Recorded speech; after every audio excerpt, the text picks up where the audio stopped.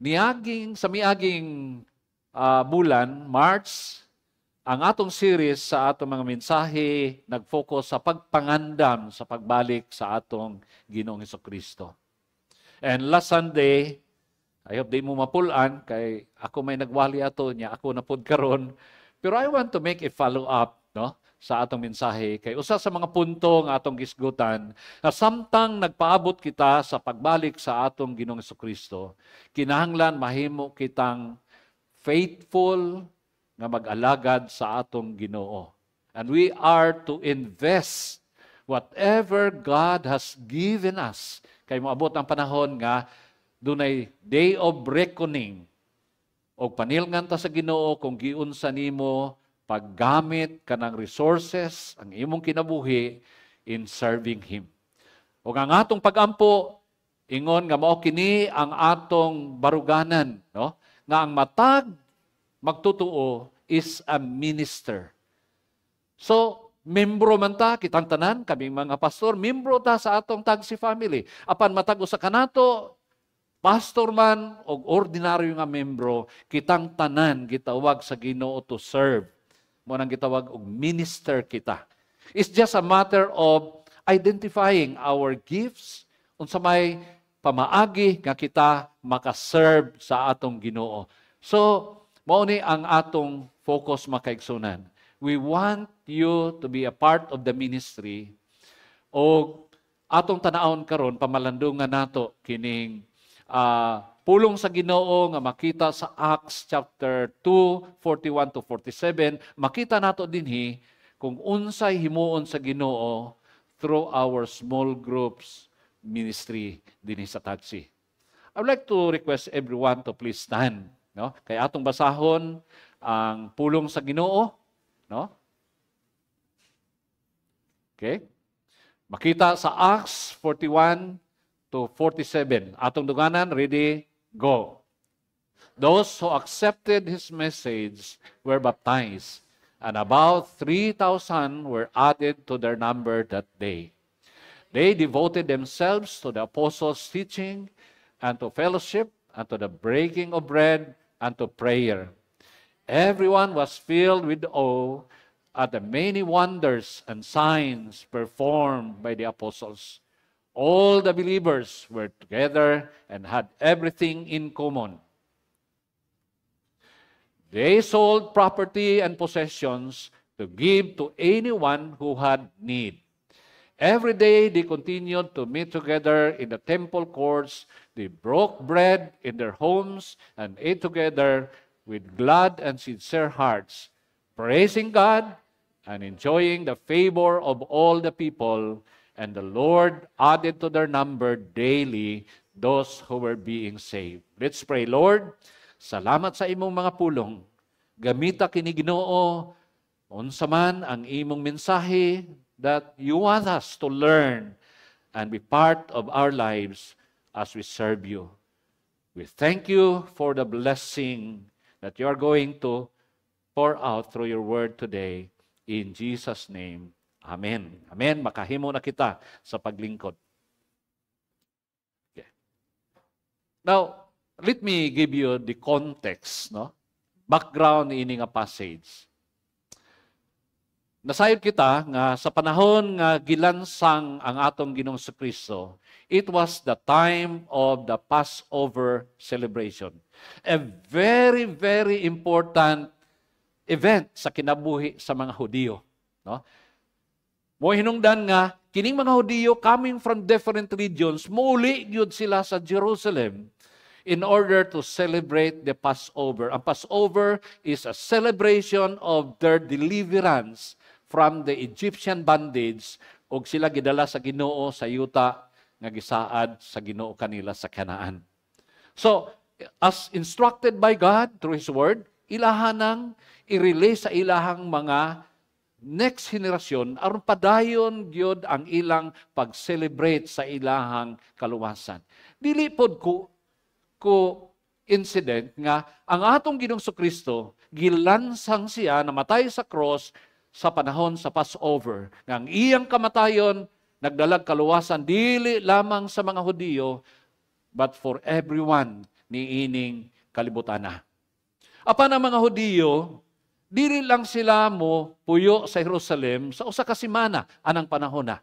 Because right after the Passover, they have to count 50 days nga mao na pud ang Pentecost Day. 50 ka adlaw gikan sa Passover, sa ulogon nila ang ilahang pista sa harvest. It's a Thanksgiving celebration sa mga Hudiyo sa mga panalangin nga gibubo sa Ginoo alang kanila. So you could imagine nga Jerusalem at this time, grabe yun ang mga bisita niining panahon na, no? Coming from different regions. Ang uban kanila mga Hudiyo pero dili na gani nagstorya og Hebrew, no? Kay nganuman nagtubo na sila sa ilahang mga lugar nga ang uban kanila mga Greek speaking na ug ubang mga lingwahe. So mauning panahon na, no? Nga napulok adlaw, human mikayab ang atong Ginoong Kristo, nahitabo ang Pentecost Day. Ingon nga sila gihatagan og instruction sa Ginoo, ayaw mogbiya sa Jerusalem, no? Telling his disciples and other believers, numbering to 120 of them, mga followers sa atong Ginoo, nag-gathered sila in the upper room, waiting for the promise of the Holy Spirit. Okay? Nga niya ng panahon na, mikunsad ang balang Espiritu Santo pinaagi sa fire of tongue. Naunsa may significance sa atong fire of tongue? Mga kaigsuonan, this reminds them and us mahitungod sa mensahe nga angay natong i-proclaim. No? Ang atong dila mo'y galamiton sa pag-proclaim as witnesses of the Lord Jesus Christ. Ingon nga gisugo kita to go and make disciples, pinagi sa pagwali sa maayong balita. Ang fire speaks of purification, no? Speaks of the transformation, kabaguhan sa kinabuhi sa tao nga modawat sa mensahe sa kaluwasan.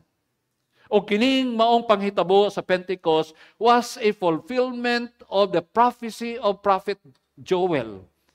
Nga there will be outpouring of the Spirit of God sa iyahang mga kanakan, as well as the message of John the Baptist, that they will be baptized with fire. Ug nahitabo kini, and in that day, as they were being filled with the Holy Spirit, si Pedro stood up and preached the gospel, the message about Christ and His resurrection. And in that day, sumala sa atong gibasa, dunay 3,000 na midawat sa Ginoo o nabaptize nga nahimong membro sa iglesia sa atong Ginoong Kristo.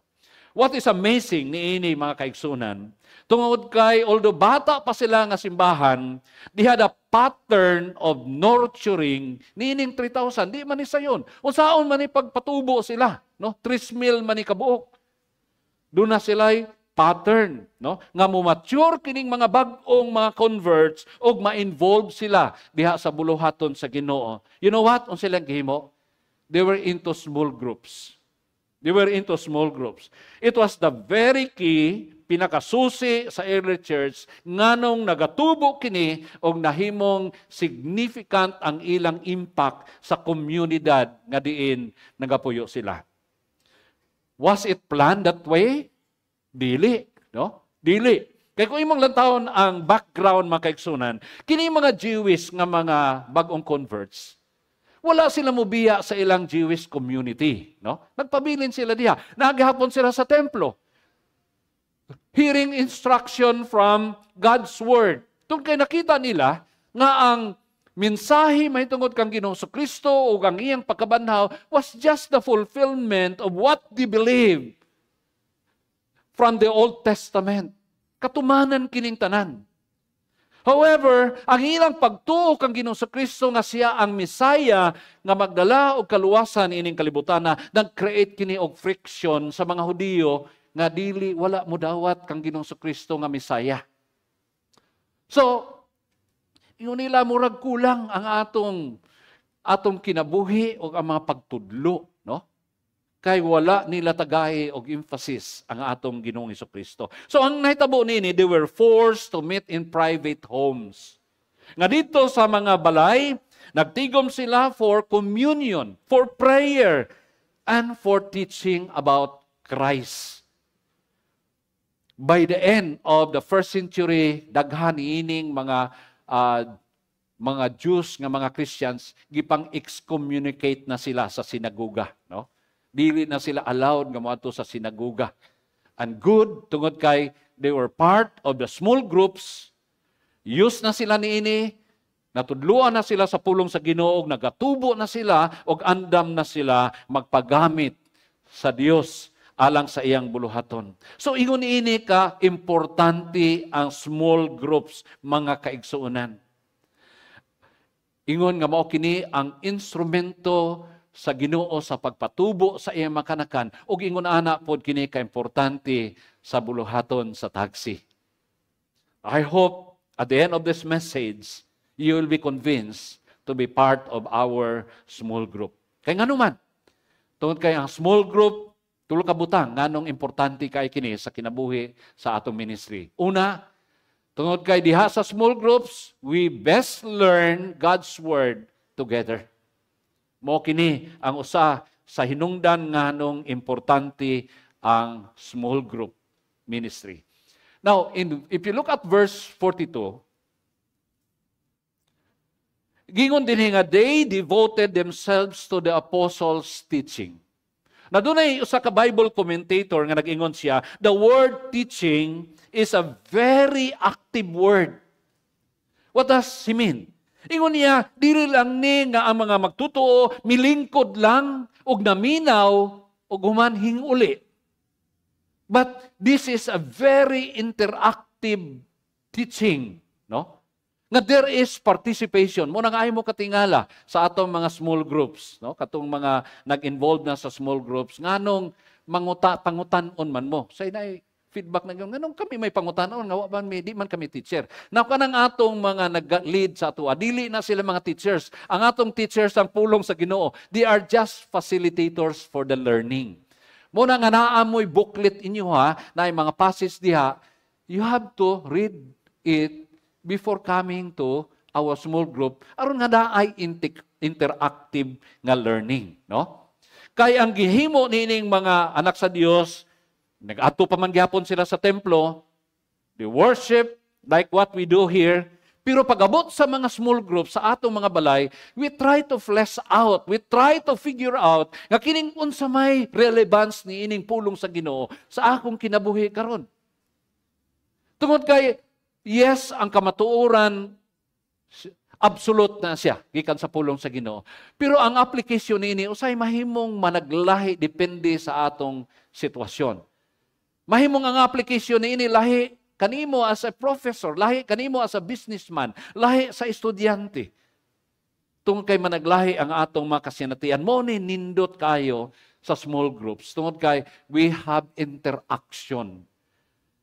Doon na kay i-share nga imong kasinatian, mahitungod sa pulong sa Ginoo, others will also share, and because of that, mahimong meaningful o very effective ang atong learning.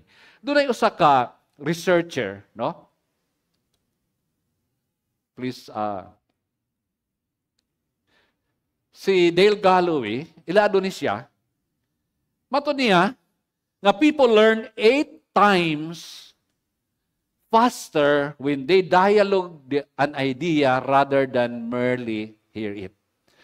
Mas taas kuno ang mas paspas ang atong pag-learn kung doon na tay interaction mahitungod sa idea. Kaysa maminaw lang ta, pagkahuman, wala na, mawala rapod sa atong mga unahuna. Di ba?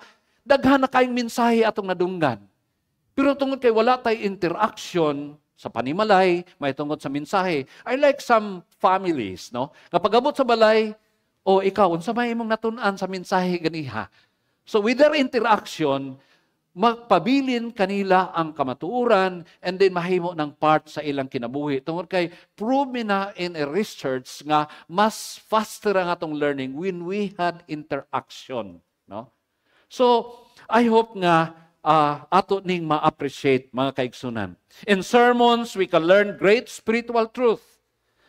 But we find that spiritual growth happens faster through our interaction in our small groups. Mao na kamahinungdanon mga kaigsunan. So, ang atong gisunod nga principle dinhi mga kaigsunan mao nga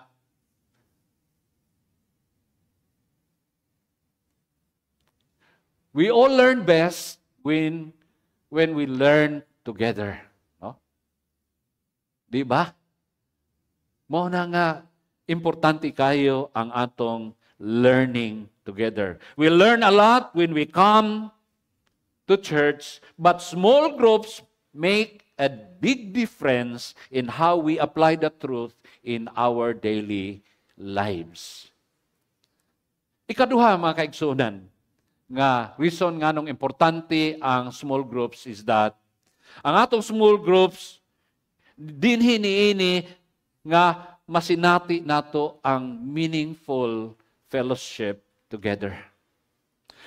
When they came to gather, kini mga early believers, wala lamang sila nagtuon sa pulong sa Ginoo, but they also had fellowship together. You know, sa ministry, sa pagpangalagad sa Ginoo, relationships are of topmost importance.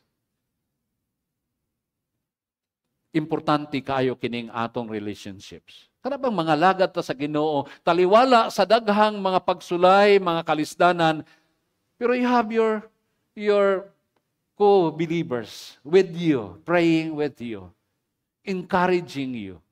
Nindot kayo. If you look at history of the church, ang healthy relationships sa mga magtutuo, nahimo ning most effective weapon in defending against the enemy's attack. Makita nimo na sa history sa church. Sa dihanggi, persecute sila. Grabe ang persecution, nagakatibulaag sila. Pero the more nga nag-grow sila kay kung asa man sila maabot, they preach the gospel, the good news of the kingdom of God. Ug daghan ang nadalas tilan sa Ginoo. Ang persecution bisag gipamatay na sila, mo na nga ginaingon nila that the seed of the church, no? The martyrs were the seed of the church. Sila ang hinungdan nga mi lambo pagiyod ang buluhaton sa Ginoo. Apan sa dihang ang mga anak sa Ginoo nag-away-away na, wala na, nabungkag na sila og mi hamper na sa ilang growth og sa ilang being a blessing to their community. So mga kaigsunan, in a large group, nasama niini, Christians nurtured their relationship with God. No? We are refreshed, pinagi sa pulong sa Ginoo, pinagi sa atong praise and worship. But in our small group gatherings, we are nurtured where our relationship with one another. Muna ang nakanindot diha. By the way, if you look at the meaning of fellowship, ang kalahugan ini mga kaigsunan, mao nga, this is koinonia, and this is basically sharing our lives with one another. Unsa may atong i-share? Doon ay pipila nga nakita nako sa atong passage nga angay natong i-share. Ang una nini makaigsuunan, mao nga ni ang angay natong timan-an when we have fellowship. Doon na sila eating together. No? Eating together. Di ba nindot kayo na? Basta maghisgot ng ganitag kaon. No? Interesting kayo. Doon ay kaon dito simbahan, mura, ganahan kay tamuad to. Doon ay kaon sa atong fellowship. Pero part niya sa atong fellowship, no? To share food, no? With others. And doon ay gikot na ko din nga vlogger, kaila ba mo na namatay naman dahil kung siya, no? Si Anthony Bourdain. Ingon niya, you'll learn a lot from someone when you share a meal together. Mas mailan yun nimong tao kung kauban nimo siya kanunay magkaon. So, di lang maibalan nimo nga kusog siya mukaon. Pero mailan nimo ang iyang mga kinaiya tungod kay kining taong magkaon, naa ang honesty, no? Naa ang honesty sa ilahang kasing-kasing. Muna nga, something wonderful happens when we eat together. Ma-feel na to ang atong value ba? Muna akong na-experience. When we were students of Ebenezer, nahimo magud nang pass-on nga culture sa mga Amerikano kaniadto, no? Mga American missionaries. nga they will invite mga students to know them more. Ilang ini-invite sa ilahang balay. Unya pakauno na 5 of them. Unya gi-carry over na, wala na may mga missionaries sa among panahon sa Ebenezer, gi-carry over na nga practice sa mga faculty, mga Filipino faculty. Nindot kay mong bation ba nga, kini sila nag-andam gyud og lami nga pagkaon para namo. Unya unsa lang man mi, no? So ma-sense nimo imuhang value as a person. O kita pod nga nagaandam, ma-feel po nato nga very fulfilling when we share something, spending time cooking para lang makapaambit ta sa uban. Now, I'm not saying nga do nagyoy kaon ang inyong small groups no during Sunday school. Pwede magwala. But we can do this sa atong mga panimalay in our neighborhood. Pwede ta mag-invite, no? Mag-invite nila. Nga sa dihang ato silang pakaunon, that's the time that we can share the love of God. Bisan ka ng pagpakaon lang nila, wa kay isulti, naananay grabing impact sa ilang kinabuhi. That's why di ta masayangan mo gasto sa atong mga anniversary celebration sa pagpakaon. Tungod kay maunay paagi nga sila hinahinay natong madala sa tilan sa Ginoo. Makadungog silang mensahe and makashare ta kanila sa maayo o sa gugma sa atong Ginoo. So mga kaigsunan, maulaw man mo invite sa ilang balay, pwede man pud na sila sa McDonald's, no? Ato invite sa Starbucks, no? Dili man pud kanunay siguro, pero atong hunahon kini atong mga higala how we can reach out these people pinaagi sa pagkaon. Kay mao daw na iduol sa kasing-kasing, no? Sa tao, ang iyang stomach. Okay? So, eating together in small groups makes a big difference in how new people feel accepted into our spiritual family. Apan makaigsunan, wa lang sila magkaon-kaon, no? Unsa pa ilang gibuhat? Naa sila'y gibuhat diri, they prayed together. Doon na sila'y mga pag-ampo. Doon na special kayo nga mahitabo when we pray together. Kana lang ingnon ka, igsoon, I am praying for you. Grabe kayo ang atong bation nga somebody is praying for us. Pero mas nindot ang atong bation kanang kauban nato ang atong igsuon that we prayed together. Tungod kay nga atong pag-ampo sa atong mga kaigsunan, mao ni pagpakita nga we are willing to carry their burdens. Willing ta nga mo pasan sa mga gibug-aton nga ilang gibati o sa ilahang mga concerns. So, let's be praying.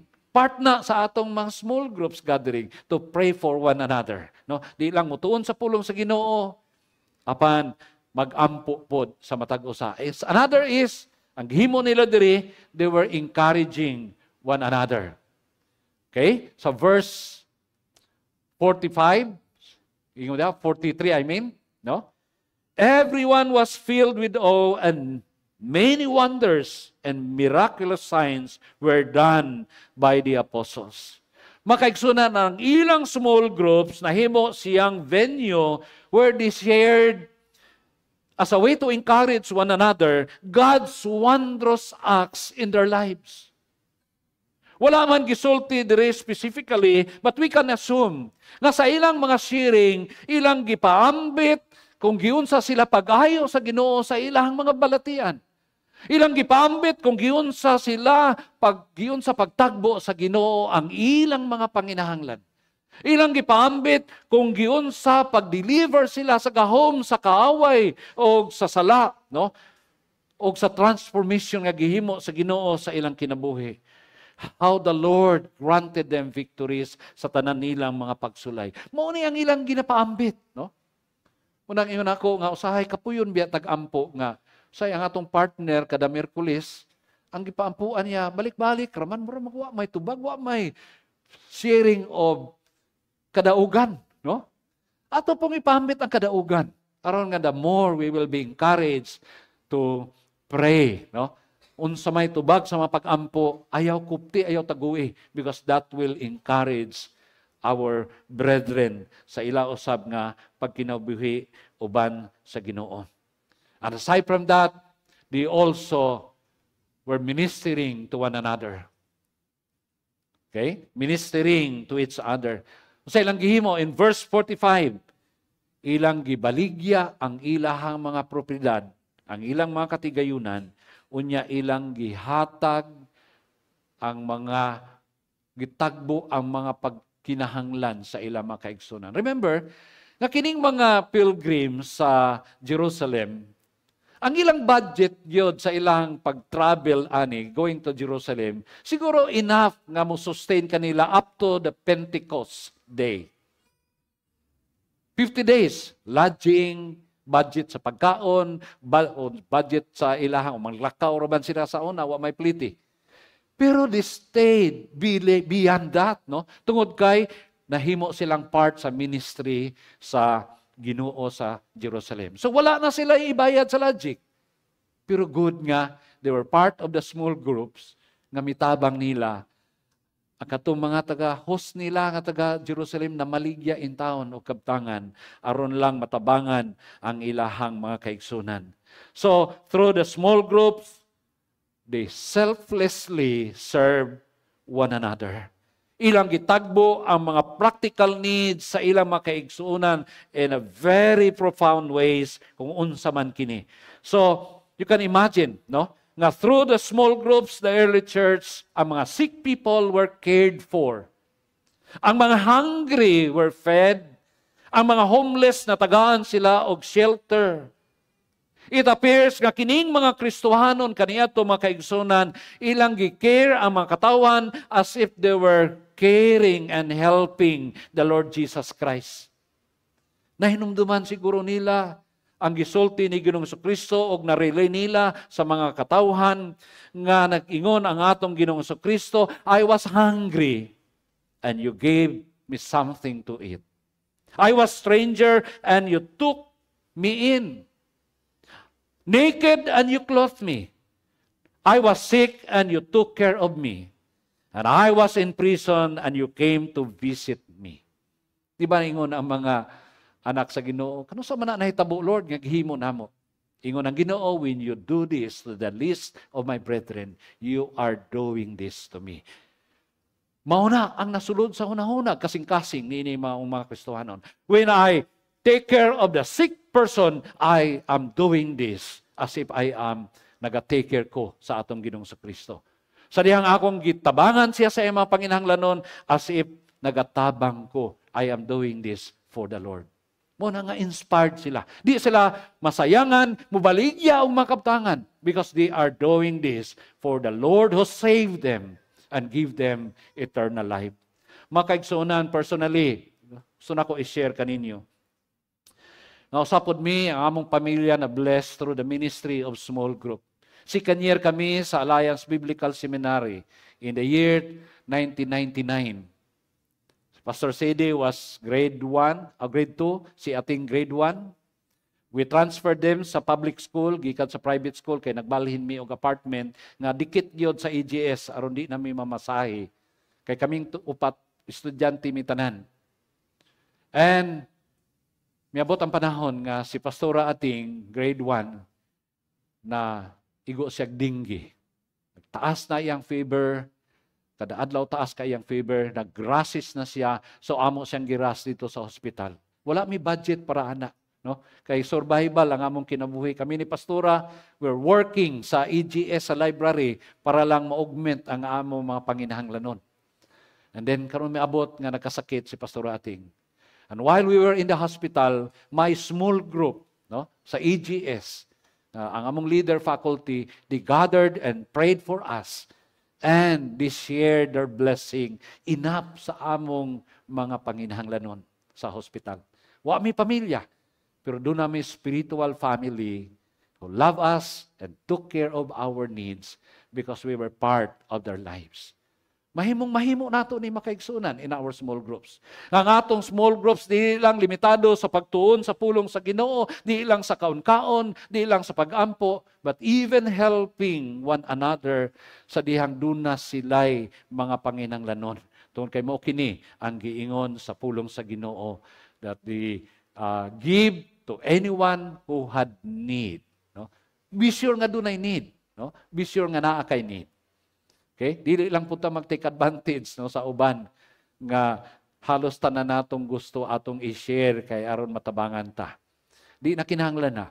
Because the Lord will be the one to touch sa atong mga kaigsuonan kung unsay tabang nga gikinahanglan nga kay natong ipabot sa atong mga kaigsuonan.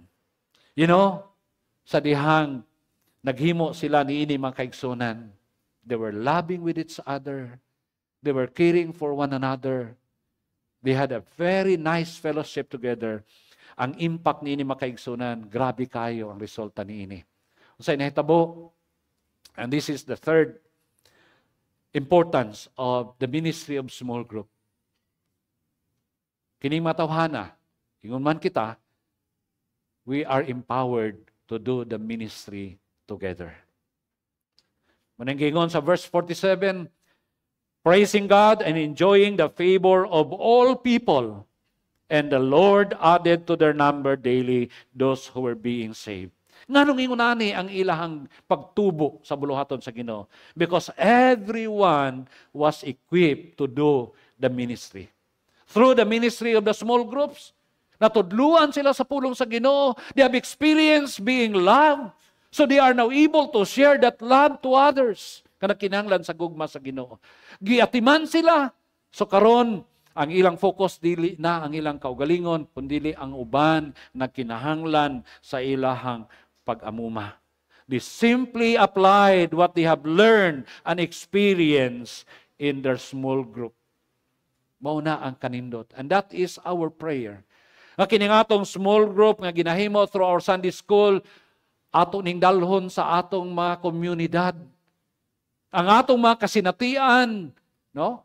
Dinhi dili man ta facilitator sa learning, pero tungod kay duna na tay nahibalan, duna na tay materialis nga magamit nato sa atong panimalay, atong tawgo ng atong mga silingan, pwede ba mag-prayer ta? Sa di pa ta mag-prayer, magtuon tas pulong sa Ginoo, prepare pug kag pagkaon, no? And then until finally mahimo silang committed part sa atong small group o magtubo sila spiritually. So kini mga tawhana, their focus in serving God, dili na ang ilang mga kaugalingon. So nahimo silang blessing to the people around them. So ang mga tao nagganahan kayo kanila, mutanaw nila. Kaya nakita nila kini mga tawhana, grabe ka puno sa gugma. Grabe ka mga kiring kini mga tawhana. Og tungod niya na, every day, dunay giluwas ang Ginoo o gidugang diha sa iyahang buluhaton. Wow. Kung imong lantawon ang history sa church makaigsunan, you will realize that every great spiritual movement, nagsugod lang ni siya sa small group. Sa small group, praying together, learning the Word of God. In the early church, na-learn nato nga mga Christians were meeting in their homes, no? And God was adding to their number daily, no? Sa iyahang mga ginaluwas. If you look at the Protestant Reformation, started with Martin Luther, ang mga Anabaptists were meeting small groups. And then they were growing in thousands through the small group ministry. In the 1700s, si John Wesley, nag-start siya o create og mga group of 10 na mahimong mga disciples, small groups, where they learn, nung itudluan niya about the ministry. Og mao ni ang sinugdanan sa gitawag nato Great Awakening. Revival that happens in Europe. In the 1800s, there was a second Great Awakening when a small college in Virginia, small groups began to pray. They started praying. And then gisundan ka na sa gitawag og the Histak prayer meetings. Gamoy sinugdanan sa gitawag og Great Missionary Movement. Dinhi na tao ang Great Missionary Movement. Started with small group. And through that small group, grabe ang gihimo sa Ginoo pinaagi kanila. It's been reported nga before ang communism nag-took over sa China, doon na nay 5 million nga mga believers sa China. Bunga ni sa mga thousands nga mga missionaries and church leaders sa ilahang paningkamot, no? Sa pag-build sa simbahan sa atong Ginoong Kristo. Pero in 1950, sa diyang nag-took over ang China, tanan ni gipa-close sa gobyerno. Apan kining mga Kristohanon, wala sila muundang sa pagpangalagad sa Ginoo. Sila ang gihimo. They meet in their houses. Mga underground churches sila. Og nagpadayon ang buluhaton sa Ginoo. Naibabalo ba mo karon? Pila na ang Kristohanon? Estimate number of Christians in China. About 70 million believers in China. O kadaghanan nini makaigsuunan were in underground ministries. Muna itong na-mention ni Elder John sa iyang wali, nga sa diha makadawat ni mga tawhanag Bible, grabe ka precious nila ang Bible. Ila ginang halugon mo, hilak sila. Tungod kay uhaw kaay sila sa pulong sa Ginoo. Unsay gigamit sa Ginoo aron nga mudaghan sila ang small group ministries, ang mga house churches. Ingunay anak, kanindot ang gihimo sa Ginoo. So everywhere you look, small groups are making big difference in the way the church is doing outreach ministries. In closing, I would like to encourage you. Kung ikaw dili pa man kabahin sa small group, can you commit? Gusto ka nga mo-grow, gusto ka nga magpagamit sa buluhaton sa Ginoo, you should be in our small group. Nga naman, kini atong small group magod serves as our laboratory. No? Kung may matag laboratory, dinhi ta naga-produce og mga leaders sa atong simbahan. Dinhi ta magsugod og discovery sa atong mga gasa, dinhi ta magtuon, di man ta ka malumwali, pero na time nga ipalid ka sa small group. Na ikaw mag-lead. Uy, kabalo man day ka mag-share pod, no? Sa imong kasinatian. Until mo share na ka sa prayer meeting o asa man, mao na ang bunga later on sa atong mga small group ministries. This will serve as our laboratory. Mao ni ang mag-produce of mga leaders diha sa atong buluhaton mga kaigsuonan. So again, if you are not yet a part of a small group, ayo kawanga ang buluhaton nga gi-open sa Ginoo through Tagsi. This is for you to grow in your walk with the Lord. Okay? Dunay African proverb na gaingon, if you want to walk fast, walk alone. Di ba? Tinuod ba na, no? Gusto kang paspas, inusara ka kay una kay kauban, labi naghinay mo lakaw to imong kauban. Malangan po ka. Pero ingon niya, if you want to walk far, gusto kag layo ang imong maabot, walk together. Na kay kauban. Kay panahon nga kapuyon ka, doon na kay kaistorya. And then, padayon na po. Makaigsunan, ang atong Christian journey, dili ni paspasanay. Palahutayay ni. O ang atong small group will serve as our life support system that will help us in our spiritual journey as we navigate sa tanang mga challenges.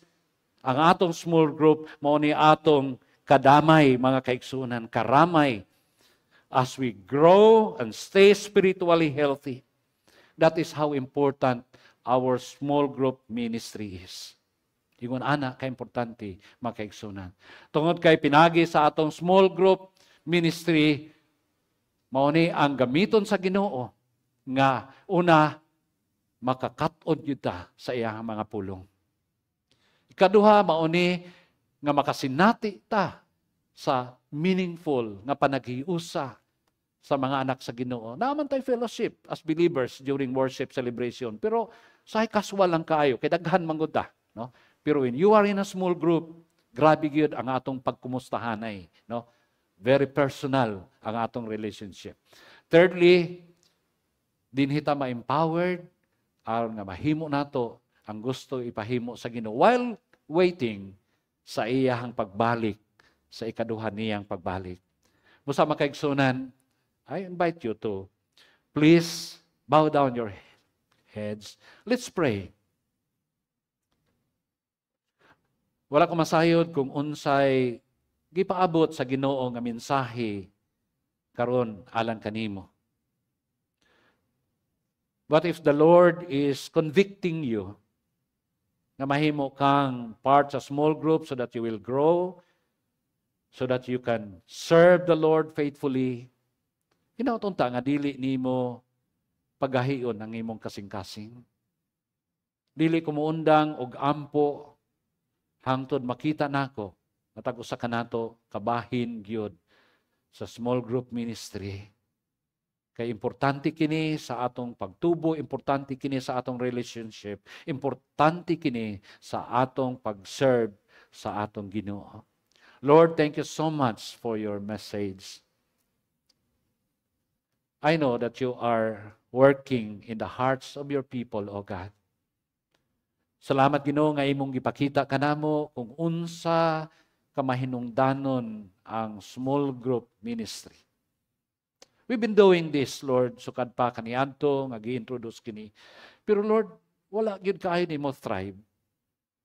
And this year Ginoo among gipangayo nga mahimo unta gyud ning paagi ang imong makanakan Ginoo, mahimong involved sa imong buluhaton. Kaya nagtuo mi Ginoo, as you have used small groups in equipping your people, in caring for your people, since the beginning of the church in the book of Acts, hangtod na Ginoo sa kasaysayan sa imong iglesia. Lord, efektibo kayo nga instrumento ng small group. Hinautunta nga tagaan namo kini og value sa among mga kinabuhi. Salamat Ginoo sa mga leaders sa Tagsi nga willing gyud nga mahimong facilitators nining among small group. Lord, nagampo ko nga padayon ka mag-grace og more leaders and members, Lord, to learn hangtod Ginoo nga kini nga ministry among madala sa among mga komunidad, madala namo sa among mga opisina. O asa man nimo kami dalhon Ginoo, we'll have time to study your word, to pray together, to care for one another. Aron Ginoo nga among makinabuhi, mag-create kuni og impact sa mga katawhan sa among palibot. Salamat, Lord. We bless your name and we thank you for your message today. In Jesus' name we pray. Ang tanan mo ingon, Amen. Praise the Lord. Dalay ko ng Diyos.